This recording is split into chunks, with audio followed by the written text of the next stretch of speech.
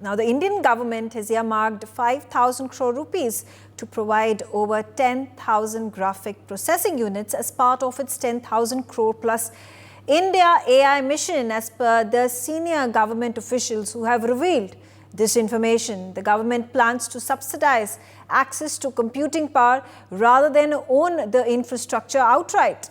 The Indian government feels that Indian startups and researchers who are building AI-based solutions, applications and models to solve problems in healthcare, agriculture, education or social sector should have access to compute at a subsidized cost.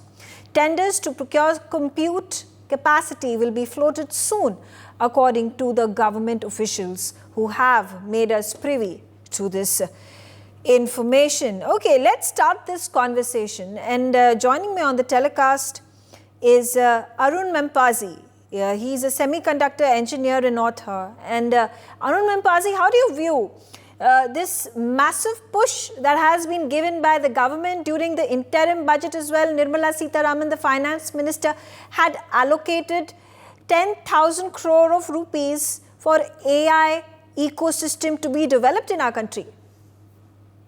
Yeah, hi Megha. So first of all, it's a subject of peripheral interest for me, not my core domain. With that said, as an observer, what I feel is that AI has become a necessity. So in other words, this move by the government is something which is a must-have move, because the usage of AI will keep increasing in the coming decades. Now, what I would like to say as an introduction, and we can, if time permits, go in deeper into that. As I see it, there are three layers overall to what the AI, getting into AI would essentially mean. The most outward-looking layer is the, as you just mentioned, the various applications which can help in multiple domains. Which are essentially mostly going to be wrappers around the core models that exist. And this is where the government seems to have focused now, and all the news that is coming out is in that, the user-facing layer of the AI. And I'm glad that instead of just giving things for free, the government seems to be looking at partnerships. You invest, we'll subsidize, that kind of a model, which I think is going to work in the long run. The startups, how much will they? How much of innovation will be there versus just simply using the infrastructure that the government will buy? That is something that is yet to be seen. The second layer is the actual models itself, the LLMs and things like that. Which right now I don't see much of a push there, or much clarity either in the overall AI mission. The overall AI mission, I believe, is yet to come out. But we'll have to look forward in terms of what is going to be the clarity in terms of not just becoming a user of AI, but also a developer of AI models and things like that. And the final third layer is the actual hardware itself. As you can see from the announcement, we're just going to buy all these GPUs and things like that. Eventually, India should also make the hardware in India, and that's where the semiconductors, the fabs that are going to come up will come into picture. The fabless companies we should have Indian-owned fabless companies which design AI specific chips, like what NVIDIA does and things like that. So, in other words, taking a look at the overall picture and a bird's eye view of the things that are going to happen maybe in the next 10 years or so. This is just the start. We've just touched the surface. Exactly. But Advocate Khushbu Jain also on the telecast with me. And Khushbu, let's try to understand what exactly is graphics processing unit for which there is allocation of 5,000 crore rupees. See, if you understand, these units will help out. This, in a way, you can say that this is a part of India AI mission. Now, if you look into it, this will help out, or this will enable to accelerate the AI research, and also will help out in development of various sectors. If you look into different sectors, I can define, like for example, medical and diagnostic imaging. If you look into it, GPU can process large volume of medical imaging data such as MRI, CT scans quickly and very accurately. Now, if you look, AI model can be trained to detect any anomalies which are there, such as tumors or fractures, and this can be done with extremely high precision, aiding in early diagnosis and treatment planning. If you look into drug discovery, again the usage is there, which GPU can help out and accelerate the complex cumulations and data analysis which is required when it comes to drug discovery. It can predict how different compounds interact with biological targets. The third can be personalized medicines. Agriculture also is there when it comes to understanding soil health analysis, crop monitoring, yield prediction, precision agriculture. If I have to look into with the use of GPI processing data coming from drones and IoT devices, so that it can optimize farming practices and also help out in guiding precise application of water, fertilizers, pesticides, reducing any kind of waste, and also improving the productivity of the crop. Now, if you look into education, there also it can utilize finance, fraud detection, algorithmic trading. We are seeing that how algo has been part of our entire trading ecosystem in India, and how it is boosting our trading platforms. When you talk about transportation, you talk about manufacturing, environment, climate, renewable energy, public safety. So in a nutshell, if you'll see, this will help out in, yes. Okay, all right. Coming back to you, Arun, so to create an AI infrastructure where we see countries across the globe, in United States of America, in United Kingdom, they are way ahead of the AI ecosystem, creating an AI ecosystem game. Why have we lagged behind, and how long will it take for us to catch up? What will it take for us to catch up?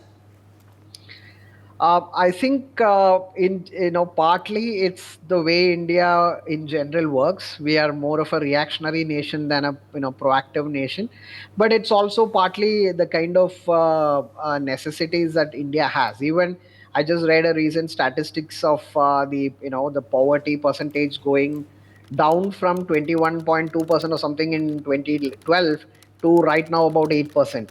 So we have improved a lot in terms of providing the very basic necessities to our crores and millions and billions of people.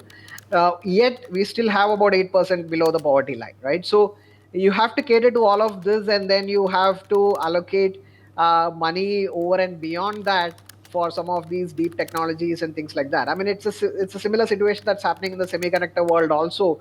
The moment you allocate some subsidies to get fabs in India and so on and so forth, there is always the other side who starts criticizing and saying, you're using the taxpayers' money and so on and so forth. So this is, and we don't have the kind of money that some countries, especially like countries like China has, where you throw at the problem, you throw money at the problem. Half of them, or 25% of them hits the target, the other 75% does not hit the target, and still they kind of reuse it and things like that. We don't have that luxury. We have to be right each and every time. Look at the budget at which ISRO runs, for example, right? So in such a situation, I guess this is probably the right approach, where we don't necessarily have to revolutionize that whole space, but at the same time try to catch up. Try to be on par. The biggest strength that India has, it's its talent, is its manpower, and so come up with ways in which you can utilize your manpower, your young minds. India is still a very young country. A lot of graduates coming out of colleges, but let them not be stuck with simple programming, or just being so this is where the point which I initially emphasized comes in, where the mindset has to change from being simple users of some of these technologies to actually developers of the models or the core technology. Compared to how Chinese tech companies and startups function, and United States of America and United Kingdom as well, to a certain extent, when the startups, the companies were being initiated into this new technology, were similar actions and policy changes being brought in by their governments as well? Because when you talk about providing them graphic processing units, which I am assuming costs millions of dollars, and that is the purpose for the government to provide it on a subsidized cost, which I'm thinking is going to be a service, an equipment that will be used by a number of startups, and they can be, it's a government owned product, and it is going to be used by startups, private players, as per their requirements. Well, I guess the question is for me. So Yeah. yeah. So see, in many countries, it like countries like US, it's already a norm. Say for example, the internet or many of the things that we know as commonplace these days were first used by the government for the military purposes, and it was then DARPA and things like that, and it is then they who eventually commercialized it or let it commercialize and things like that. So in a similar fashion, I would tend to believe, and some of these things might not be known publicly, but even public knowledge in some of these, they would have started much earlier in many of these things. There would have been government funded programs. I'm not exactly aware of how much funds or how much exactly which programs would have funded it. So this is where you, as you said in the beginning, that they were far ahead in terms of understanding something that is going to be a commonplace thing a few decades down the line, and investing the money both from the government side. And once the government starts investing money in that, there is already an ecosystem there where many of the private companies will invest billions into it and keep enhancing that ecosystem. That is where we don't have that kind of a situation as of now in India. It is much more of the companies. Even you do have a lot of cash making software companies in India. You take Infosys or TCS or any of them, but they don't take that active step of finding out what is the thing of the future and invest in deep tech. They, most of them, will basically wait for the government to announce subsidy programs and then latch on to it, which is fine, which is the way they want to operate. But I really hope that they, all of them don't simply end up being service providers, but actual product developers and people who define these new technologies rather than simply use it. So to put it in short, yes, the other governments, other countries would have invested, the governments would have invested much ahead of India, but that's not necessarily historically the way India has been operating. Things are changing slightly, but that's the way India is, and we just have to make the best use of how our governments work. Sharad Kohli, let's take a look at the economic impact this is going to have. I'm saying we are taking baby steps when it comes to bringing in AI technology and making it a part of our ecosystem. Right now, I think the maximum number of AI products that India uses is the ones that are built in the West, in particularly United States of America. And of course, China can also be termed as a major player when it comes to AI technology. Well, I think a right step at the right time, I would say. And a very interesting aspect which comes out of this mega is that, where people keep complaining about, AI eating away the jobs and, AI trying to, in a labor-intensive market like India, where technology tends to, snatch away jobs.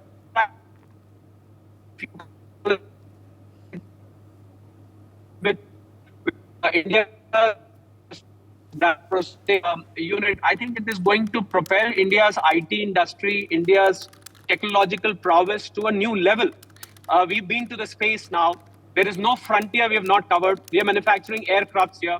I think, if I'm not wrong, about 60 to 70% of America and Silicon Valley, for that matter, runs on Indian brains and Indian technology. So I think India made technology, shall I say.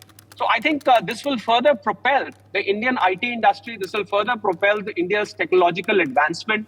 This will also motivate mega youth to come forward. People who are selecting their streams at colleges and at various institutes, I think they will like to come forward and select AI as their mainstream, which they're already doing, by the way. A lot of youngsters are doing. I would also recommend mega here that along with this initiative, my suggestion would be that this should be taken to India's rural belt also. This will also kill the divide between the people who have access to AI technology and AI learning or machine learning and people who do not have access to AI or machine learning.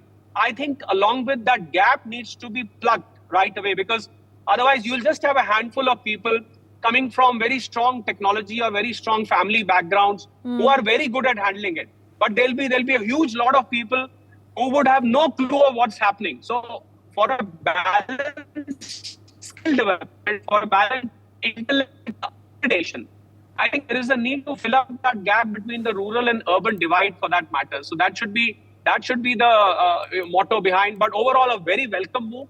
And I think this will go a long way in putting India on the map, where there are countries who are leading from the front on artificial intelligence, machine learning, and IoT as well, Internet of Things, as we call it big. Okay, all right. I also have with me Manish Gupta. He's also an economist. Now, Manish, how do you, like I said, like I asked Dr. Shad Kohli as well, how do you see the potential of artificial intelligence technology, then India being the powerhouse, India becoming the global hub? Because right now we are not there.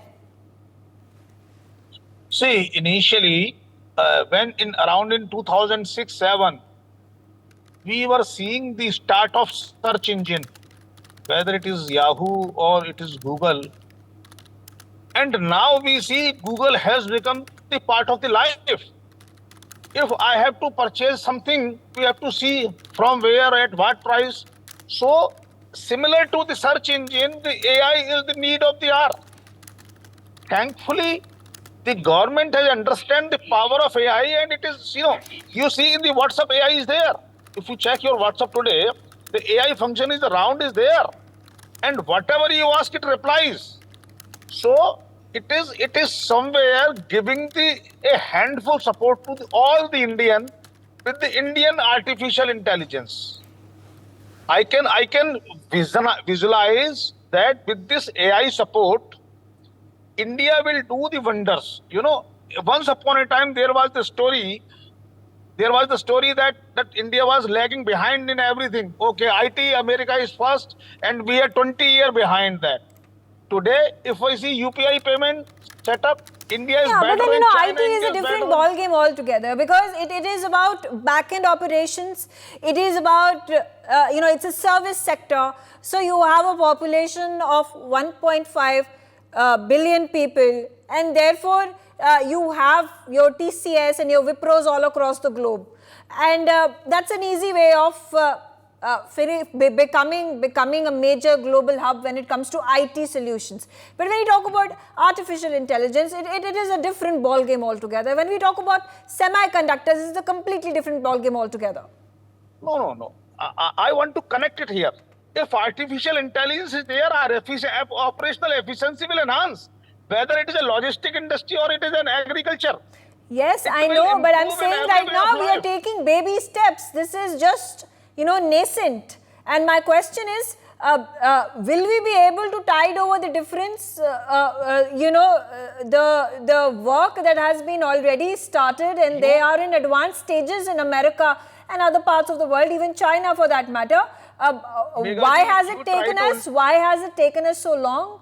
Can we fill the gap in the smallest amount of time? Megaji, you are absolutely right. This is a baby step, but what to do? The Indian political scenario is like this. India has the situation that at present people are even hungry. The Prime Minister was arranging the toilet for the people, and now we have to balance. If we will incur a huge amount on the AI, people, the opposition will start saying, okay, people are hungry and you are doing luxury. Okay, Advocate Khushbu Jain, how do you have to react to what Manish Gupta has said?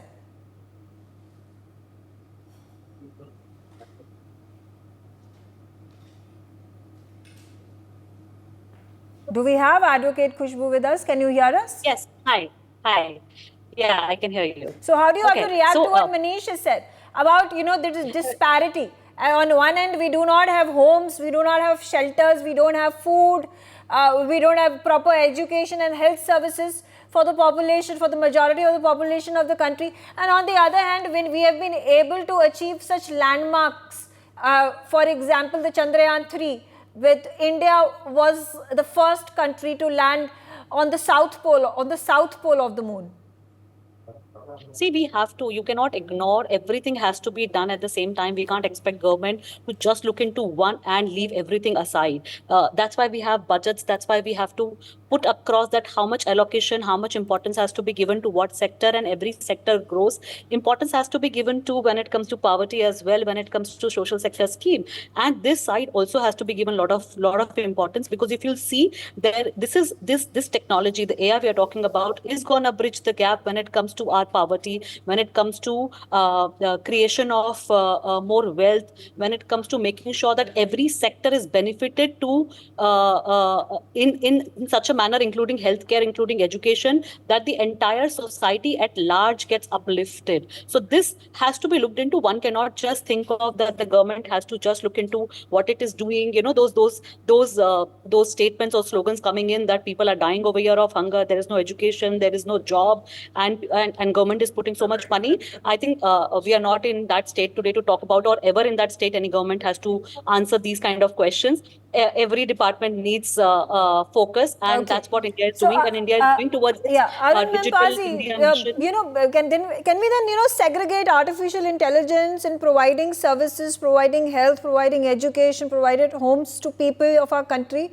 Or are they two complementary systems, ecosystems that will come together to enhance the way we live, quality of life, and also reach out to the millions who are of the lower class, who are in need of all these essential services to have a better quality of life?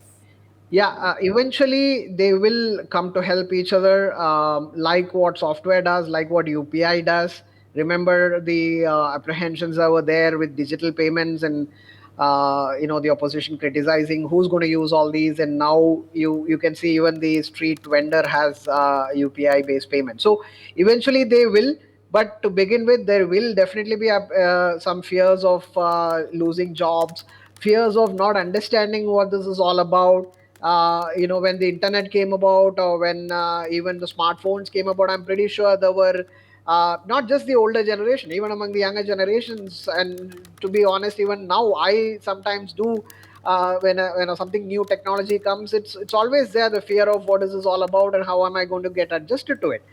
But eventually that will become part and parcel of life. Of course, with AI, there is an additional caution to be exercised in terms of understanding what is right, what is wrong, and what Yes. is to be used, and what to use and what not to fall into, and things like that.